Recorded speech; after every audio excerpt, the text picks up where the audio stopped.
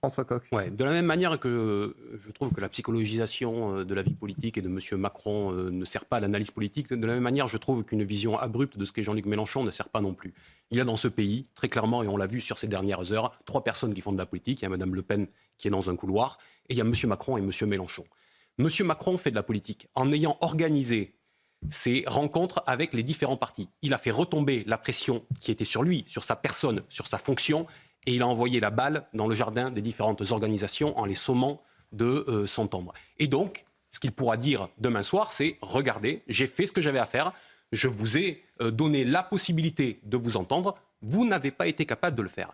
Mais le seul qui a réagi, le seul qui a bougé, c'est Jean-Luc Mélenchon. Parce qu'il fait de la politique, quoi qu'on pense sur le fond de ce qu'il veut faire. Mais il fait de la politique. Et il dit, oui, moi par contre, et LFI, nous on bouge. Ce ne sera pas notre faute.